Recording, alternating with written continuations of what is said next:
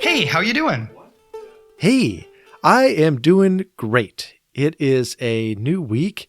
Last week, though, I got to celebrate my son as he competed in the state track tournament, and he placed 8th in shot put, and we're pretty proud of him.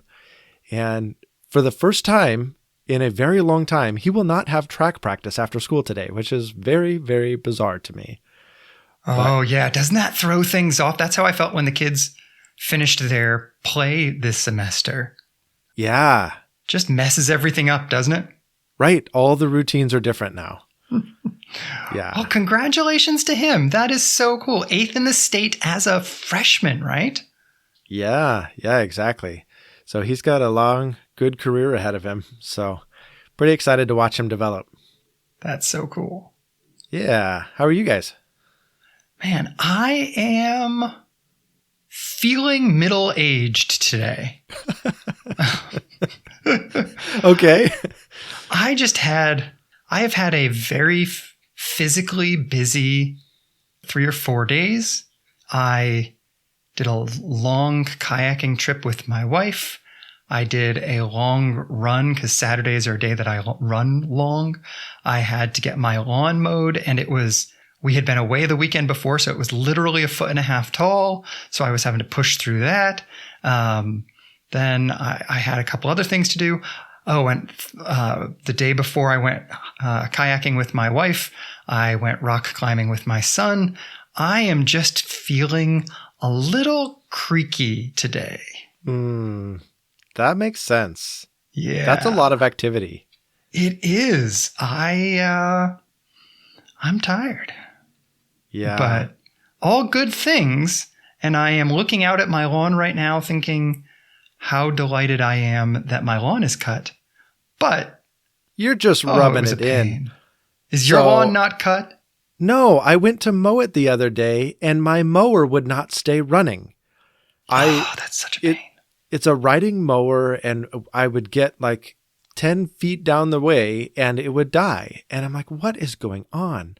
So I did all sorts of research on this problem, and ultimately, I think the recommendation is to replace all the gas lines. So I have all the gas lines stripped out, and I have a new fuel filter, and I've got all the new lines cut to length and everything, and now I just need to install them. I ran out of time. So now I just have a lawnmower with no guts sitting in my driveway. So eventually, I will put all the lines back in and see if it will stay running. Oh, man. This is even funnier because I think it was last week that I talked to you and asked if your riding lawnmower broke as often as mine does. And I believe your answer at the time was, no, that's not been my experience at all. Yeah, it was. So thanks for the curse. That's awesome. Well, maybe we can distract you a little bit from your lawn woes. What did you call to talk about today? Yeah, so this is going to be a challenging episode because I want to talk a little bit more about the rich young ruler. Oh, yeah. So I brought this up in the thoughts segment a week or two ago, and I am kind of stewing on this because this has always been a challenging text because the rich young ruler went away sad because he had lots of wealth. And that seems to describe pretty much all Americans, that we all have a lot of wealth, at least compared to the rest of the world. And so I kind of would love to just kick around, like, what is wealth exactly? And when do you draw the line? But also I want to dive into a part of this text that I think is really fascinating. One commentator indicated that the reason that the disciples were so shocked when Jesus said, yeah, it's easier for a camel to go through the eye of a needle than it is for a rich man to get into heaven. They were so shocked at that because the Old Testament seems to indicate that riches is a blessing from God, and that if you live a good, God-honoring life, God will reward you with riches. And so then they were like, wait a minute. So then if you have riches, you can't go to heaven? Like, what is going on here? And so I am similarly baffled, and I would love to know, A, what is wealth? And B, does it come from God or is it a bad thing? Yeah, I think these are really good questions. I'm really interested to dig into what wealth is. And then I think it's fascinating to go back and look at the Old Testament as the Bible that Jesus and his initial disciples had and say, what does it have say about wealth? And then what do we do with that is a whole other question. Yes. Yes. Well, I love that you mentioned, again, the Old Testament. I'm looking at just Deuteronomy 8:18, one simple verse. And right in the heart of the law, right? The Deuteronomy is kind of the national standard for how to follow Yahweh. And it just says, remember Yahweh your God, for it is he who gives you the ability to produce wealth, and so confirms his covenant, which he swore to your ancestors as it is today. In other words, God gives you this ability, and your wealth is a direct confirmation of the covenant that he's instituting right here in Deuteronomy.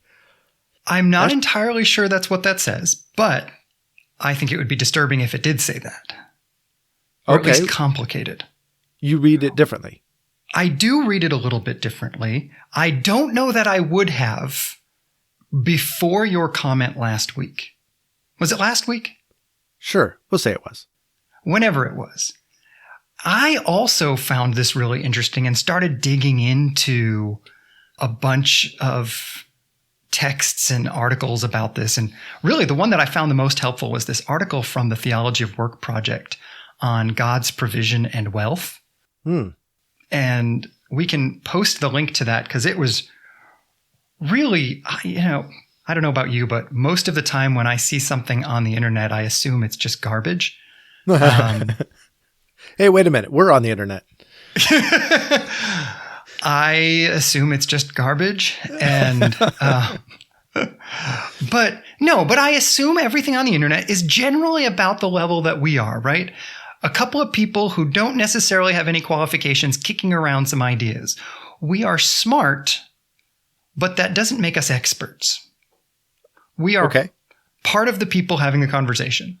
And, that's great. I am for the conversation. But this particular article, I think, sets that Deuteronomy passage in context in two ways that I think are very important. The first is from before the fall, in which God's blessing on the earth, contra what happens at the curse, is that a reasonable amount of work would result in reasonable blessing, right? It's, man, you're not just going to have to kill yourselves to get the food that you need. Yeah. So coming back to the verse that you said, which is 8:18, you shall remember the Lord your God, for it is he who gives you the power to get wealth. It doesn't say that the wealth is the blessing from God, right? It says that the power to gain wealth is the blessing from God, which is different to me. Right. And I see the semantic difference, but at the end of the day, it still produces wealth. And so let's say God gave you the ability or he gave you the wealth, whatever. Now you have a truckload of money. Is that a bad thing or is that a good thing? Isn't that a sign that you have been following God's covenant? Yeah, that's really interesting. Can we read backwards that way? You can always say, according to this verse, if you have the ability to make wealth, you are blessed. Does that mean once you have the wealth, it is a sign that you are blessed? I think the Old Testament says no. I don't think you can read it that way for a couple of reasons. First of all, there's a host of places like from this same article, Amos 2:6-7 says, for 3 transgressions of Israel and for 4, I will not revoke their punishment because they sell the righteous for silver and the needy for a pair of sandals. Those who trample the head of the poor into the dust of the earth and turn aside the way of the afflicted. The idea of this and many other passages is that there are a lot of people who get wealthy by abusing the poor. Therefore, at least some people are wealthy, and it is not a sign of blessing from God, for God is judging it. Right? Sure. And I think you see that sentiment all throughout both testaments. That absolutely. You cannot produce wealth through, unethical gain. Victimizing people is absolutely condemned in nearly every book of the Bible. So, but let's throw that unethical thing aside. Let's just say you have done things ethically. Isn't that wealth a sign of God's blessing? Again, this is a great question. And I don't know that this answers it, but before I wrestle with this, one of the other things that this same article said, because it dissected the question exactly the same way, which I thought was really interesting. And so then let's assume theoretically it is possible to become wealthy without damaging other people. Okay. That seems to me to be an unproven assumption, but let's assume. Then it goes into a variety of verses from the prophets and from Proverbs that talk about wealth as inherently dangerous. Places like Ezekiel 28:5 that says, by your great wisdom in trade. So this is theoretically a good, it's not by abusing the poor. It's you were wise, which is theoretically a good thing, in trade. You have increased your wealth, and your heart has become proud in your wealth. And it goes on to say that the result of being wealthy was pride. But again, with the unethical means of attaining wealth, that is just an unethical decision made with the wealth. I mean, if it's theoretically possible to become wealthy without being unethical, isn't it theoretically possible to become wealthy and not prideful? And so here is Proverbs 10:22. The blessing of Yahweh brings wealth without painful toil for it. I mean, that is just God's blessing in material gain. Pure and simple, no qualifications.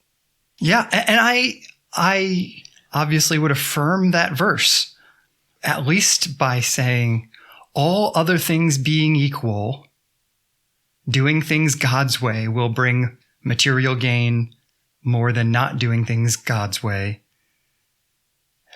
Like that verse from my buddy's poem that I referenced a couple of weeks ago, except for when it doesn't, because there's all the Psalms that we could refer to that speak of when the unrighteous are winning the day.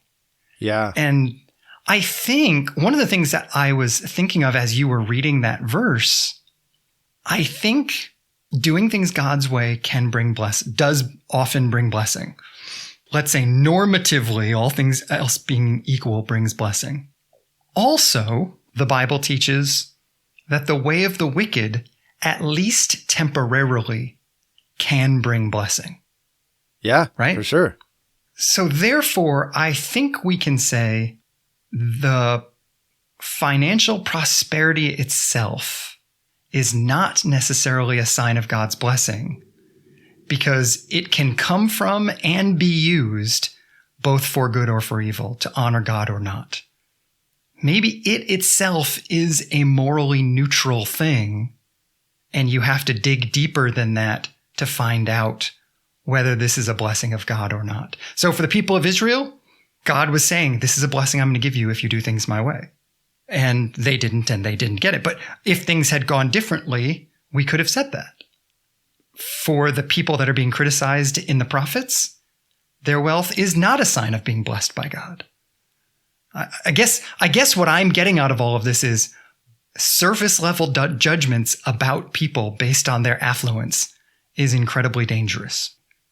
Yeah, that's a really interesting take on all of this, because in the Christian circles that I've been a part of, we have been historically, I think, very uncomfortable with wealth, and that wealth is somehow maybe a bad thing, or you're not giving enough, or you're too focused on money and not enough on God's kingdom.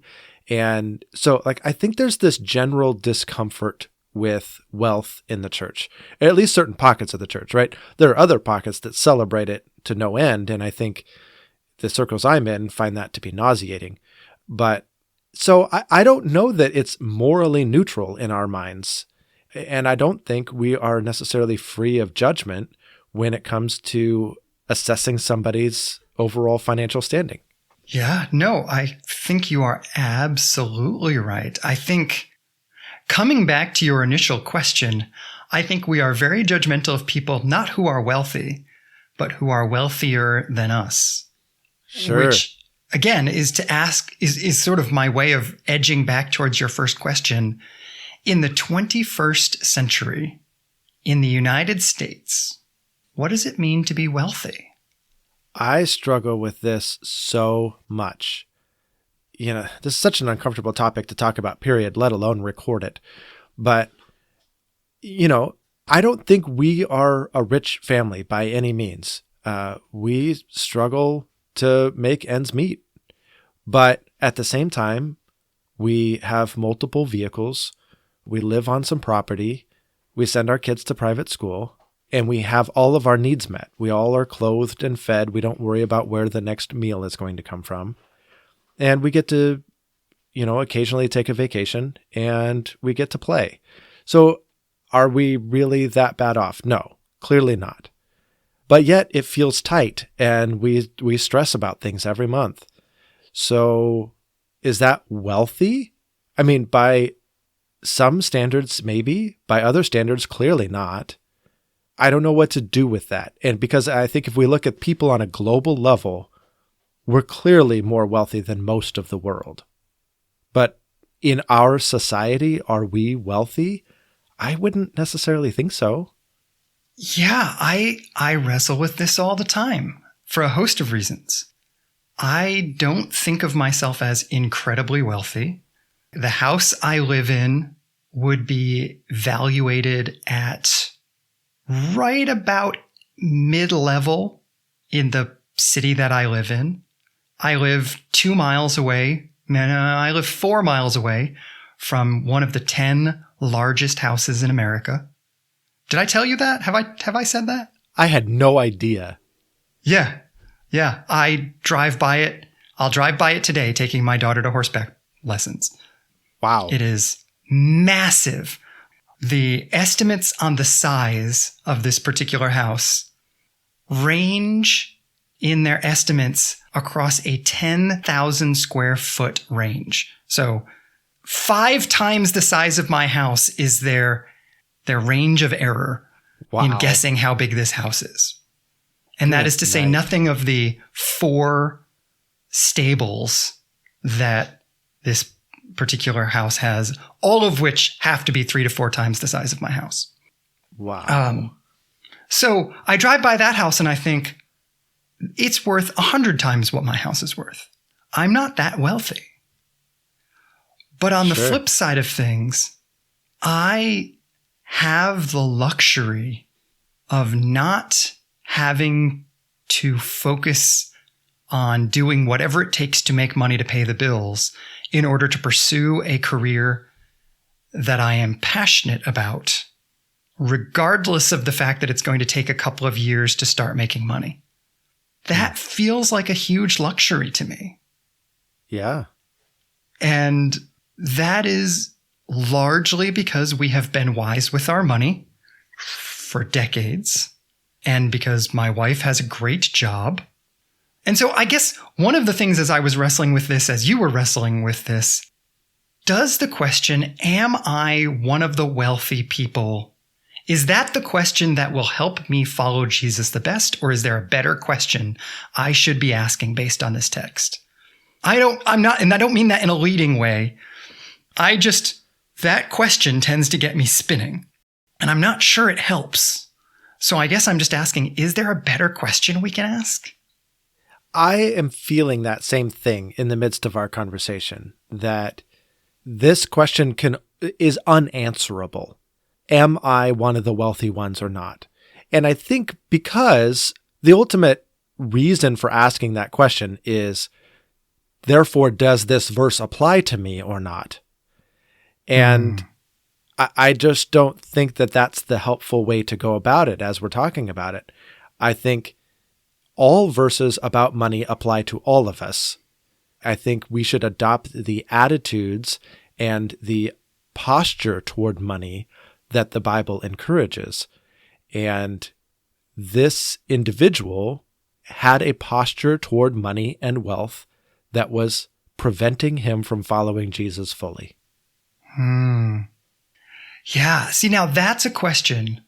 In what ways are your finances potentially preventing you from following Jesus fully? If I ask that question, where does it get you? That gets me a lot of uncomfortable places. I mean, honestly, the first of which, as I mentioned earlier, we stress about money a lot. And I think that stress is a distraction from trusting God. Like, do I trust God or not? Well, for most things, but I don't know about for providing for the next month's whatever. So I think it is a huge distraction from following Jesus fully that I stress so much about money. That's a very fair and vulnerable answer. And I think it's one that a lot of people will probably resonate with. My own answer to that question, because I don't feel like it's fair to ask you and then not try to answer it. My own answer to that question really has to do with the major transition that I'm in from full-time pastoral ministry to not. It's very interesting to me. When I was pastoring, I gave myself a pass on financially providing for my family. I'm doing something more important. So it's okay to put that weight on my wife. As I have transitioned out of that role, I find myself realizing, even now when I'm in a role that I am starting something and therefore not bringing a lot of finances into the house, I feel, I think, an appropriate weight to be a benefit to my family, a financial benefit to my family, that I didn't feel because I felt like the ministry requirements trumped that requirement, which is the division of, or the oversimplification of the spiritual, the secular, and the sacred from a very different direction, but it's still that same split, if that makes sense. I find myself asking, was it appropriate to give myself that pass, to let that weight land on my wife for those years?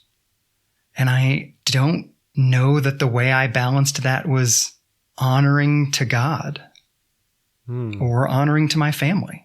I don't know if that makes sense to you as an answer to this question, but that's what comes to mind as I wrestle with this. Yeah, I think if I'm hearing you correctly, I think you're saying that you separated following Jesus and making money as, one is spiritual, one is secular, if you will. And you were doing the spiritual thing, so you didn't have to worry about the secular thing. Other people could worry about that. And you feel like that division is not actually correct. Yeah, I think that's, and tripped up my relationship with God because I was too narrow in what my relationship with God was. I was thinking about the ministry universe. I was thinking about what is my relationship with God rather than what is our, as in my family's relationship with God. And how do our financial decisions impact that? Well, it's fascinating that, this is where I think the Old Testament passages about money are actually really helpful, because God so clearly tied together his provision along with following the covenant. That, look, you're going to follow me, and this is the ways in which you're going to do it, and I will amply provide for you in the process. And in some ways, I think we've taken that too far, just like you're describing, where we say, oh, well, therefore I don't have to worry about the money piece. God's going to worry about the money piece. I just have to follow God. And I think what these passages are actually doing is saying, no, these things are tied together. You will both earn money and follow me as all part and parcel of the same pursuit. And I think when we divorce the two too much, we make it an either or choice.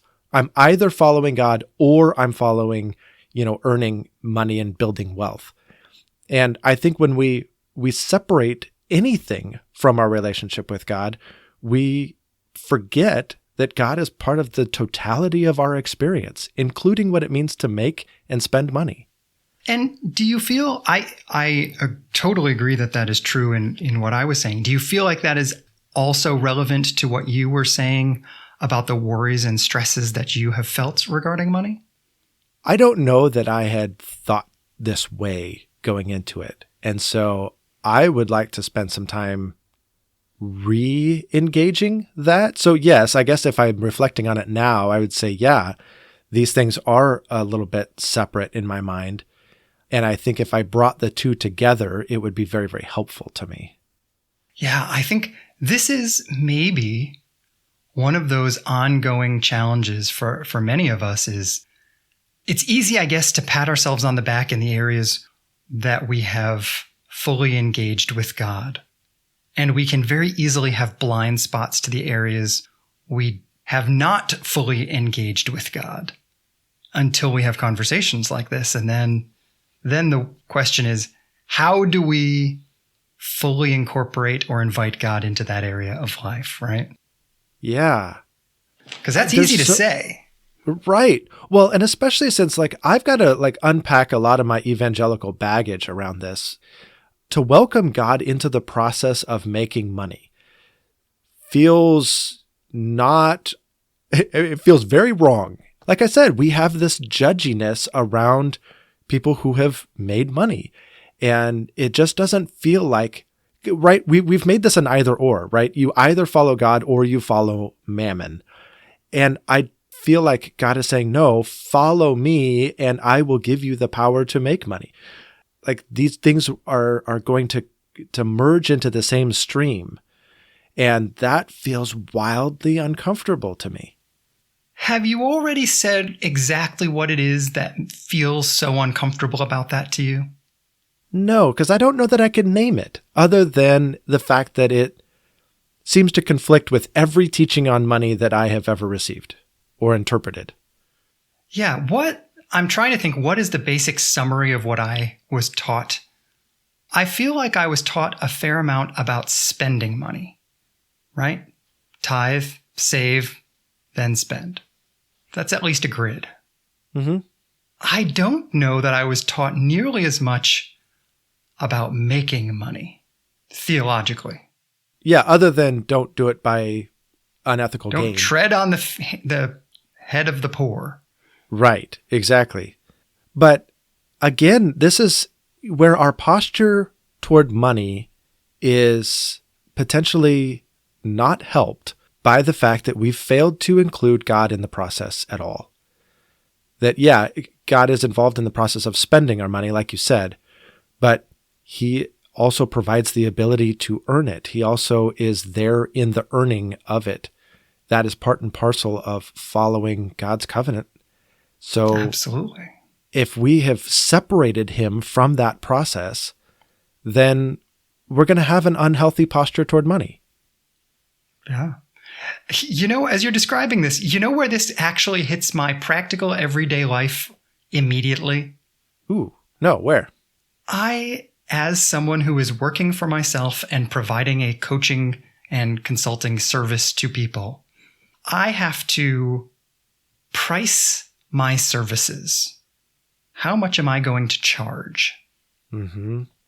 And my instinct is to charge as little as possible.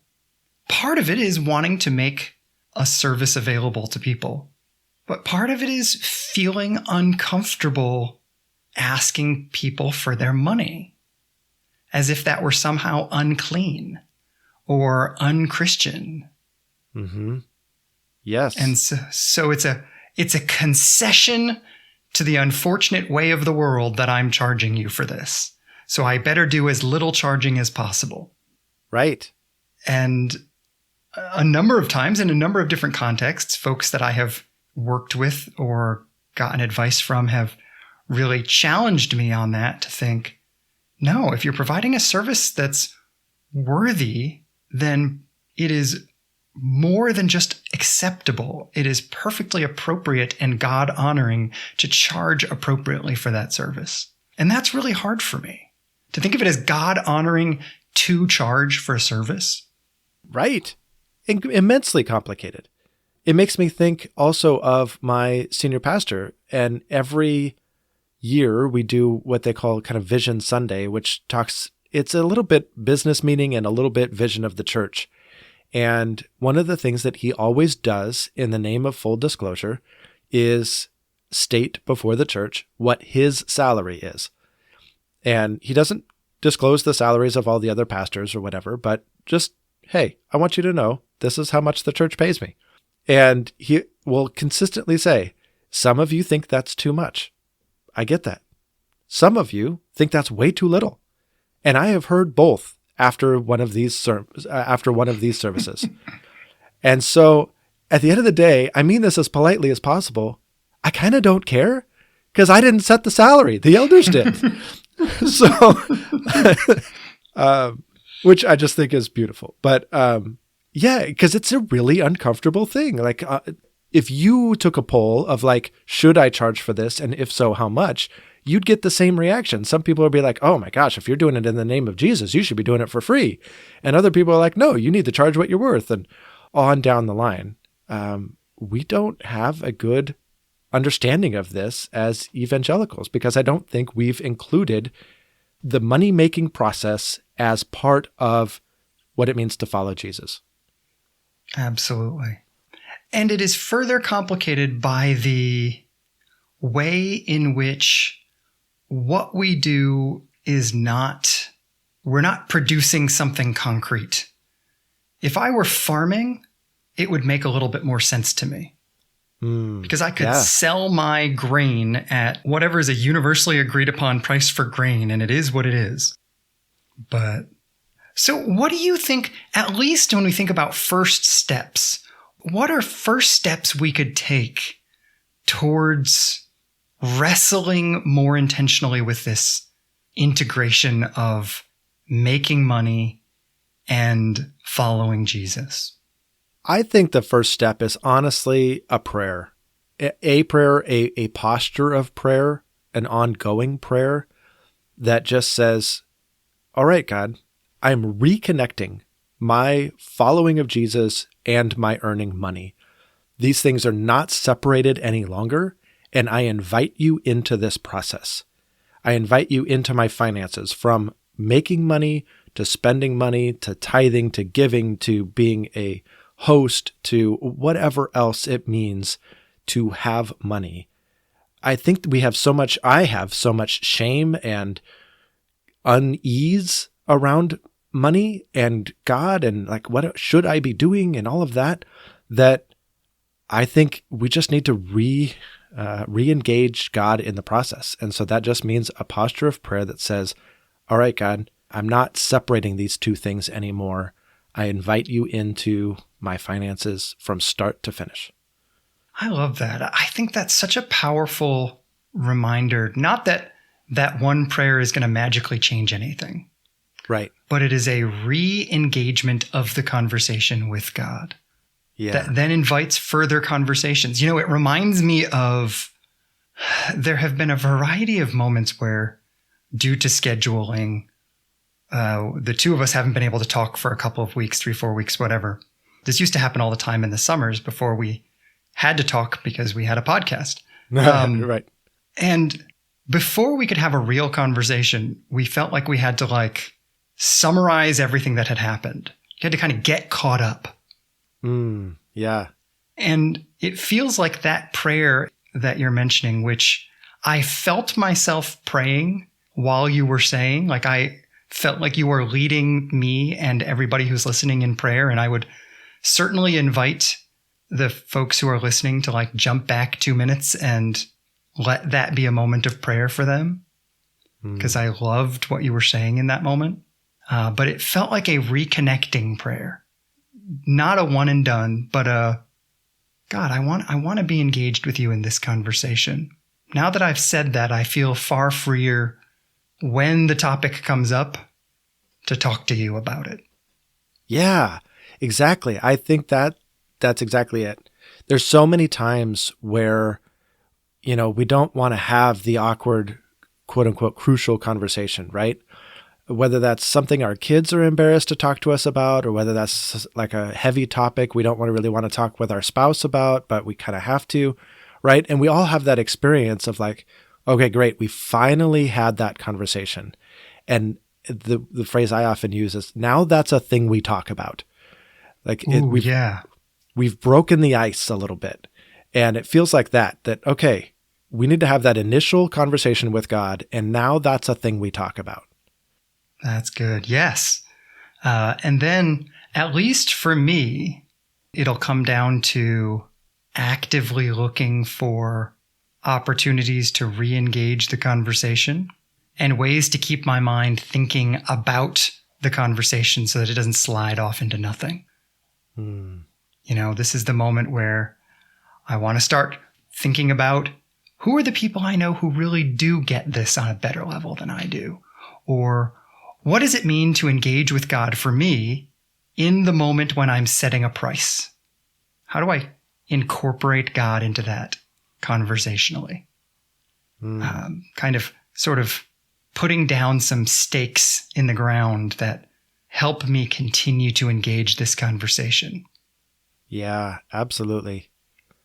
And I'd love to turn to our audience as well. And this is a super uncomfortable topic in our society and in our evangelical circles. So could you take this episode, share it with a friend, and say, hey, I don't know how to be praying about money and following Jesus all in the same moment. Can we talk about this?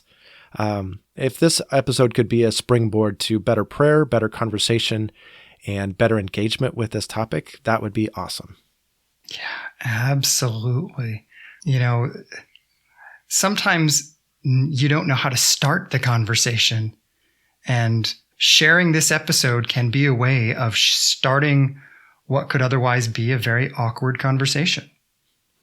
Yeah.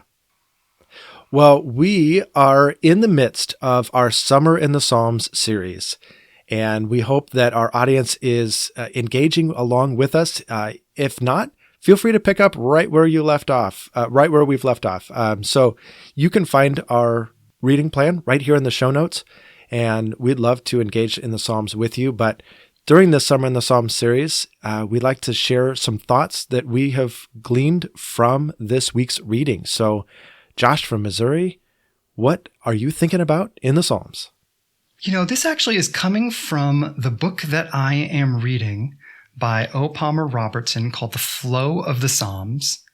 And the chapter that I was reading this week offers what I think is a really powerful sort of grid through which to look at the Psalms. He suggests we could look at the Psalms through our sort of systematic theology lens, looking for God, Trinity, Spirit, sin, redemption, eschatology, those kinds of things.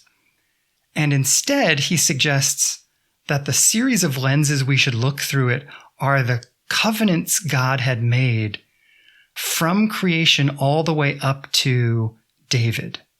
And this really struck me because one of the questions you said you were thinking about as you walked into the Psalms this year is, how do we live in Yahweh's world? And in terms of the general creation covenant that God has with the world, he uses this wonderful phrase.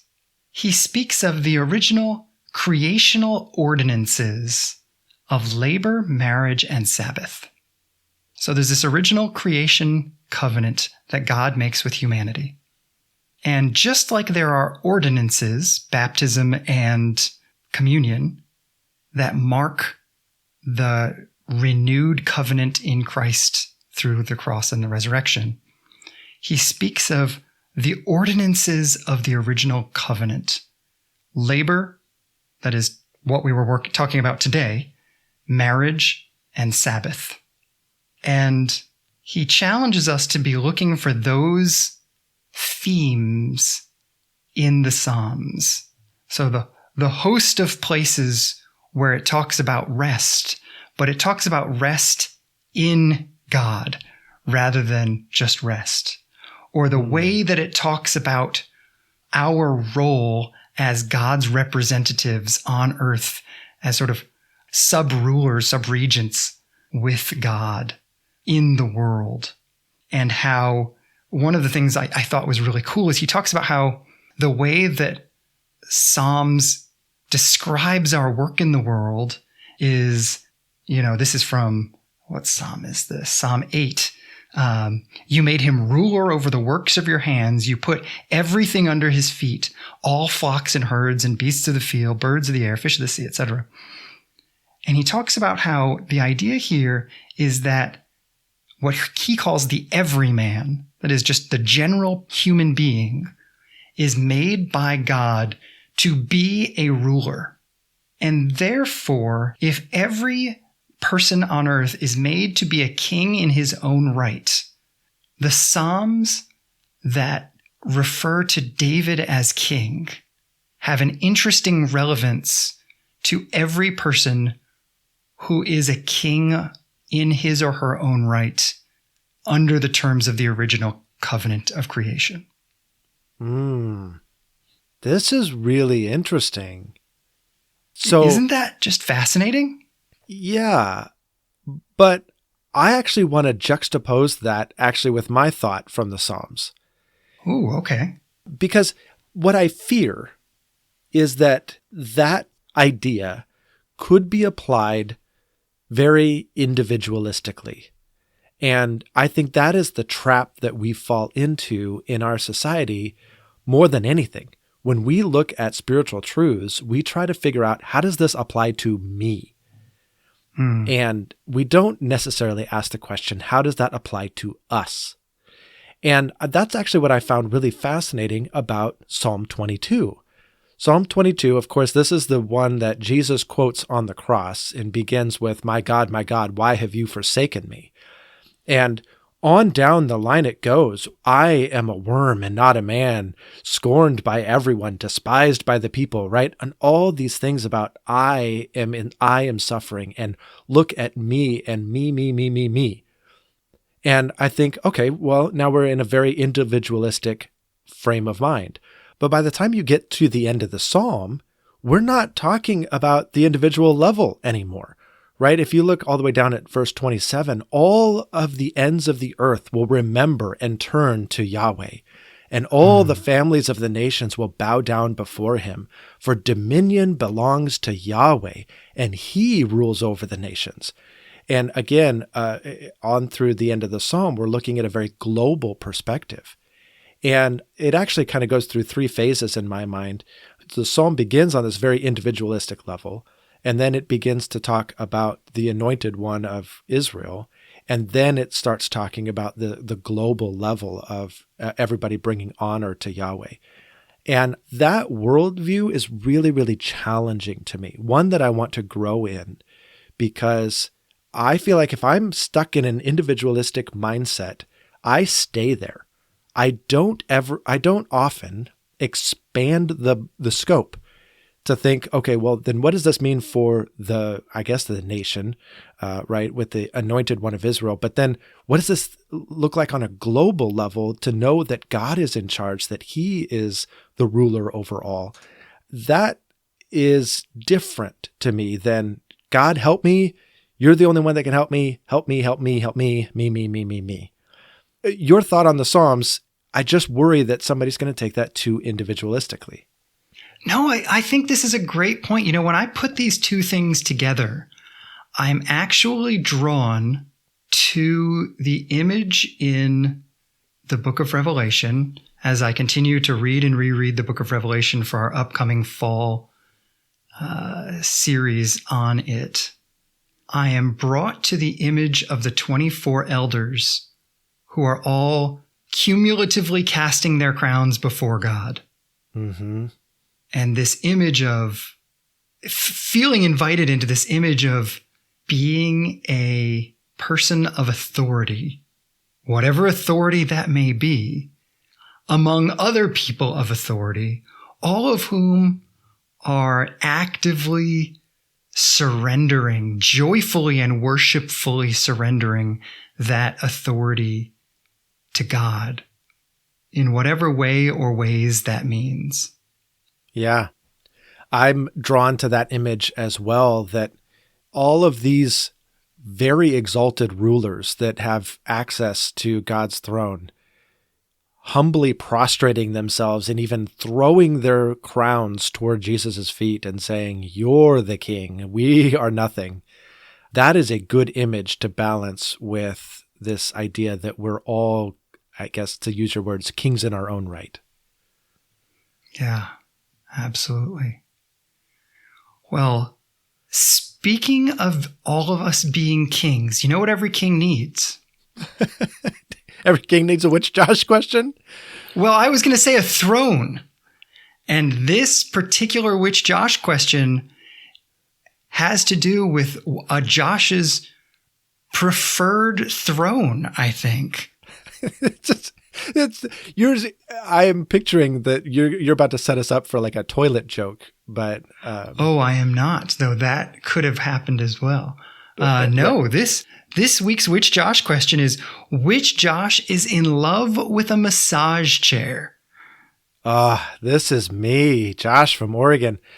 So at work, we have so for those that are just now tuning in, I work at a 911 center, and our center has what we call a quiet room. It has a couch and a couple of lazy boys, and very dim lighting, and it's wonderful to go and unwind in.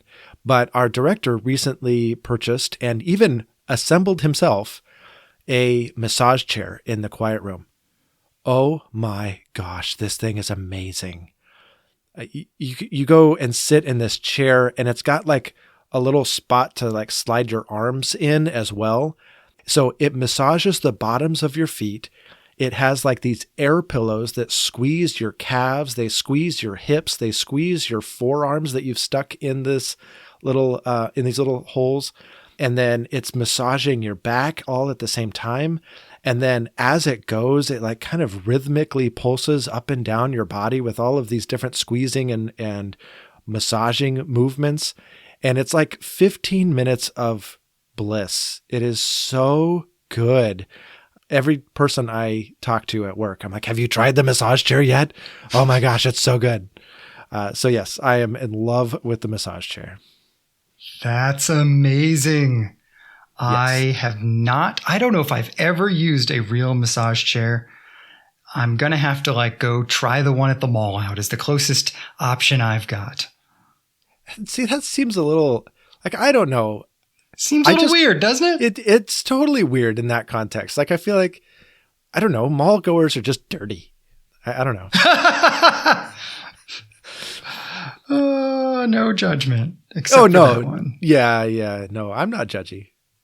Well, someday I too may have an opportunity to experience a massage chair. Until then, I will simply be envious of you and yours.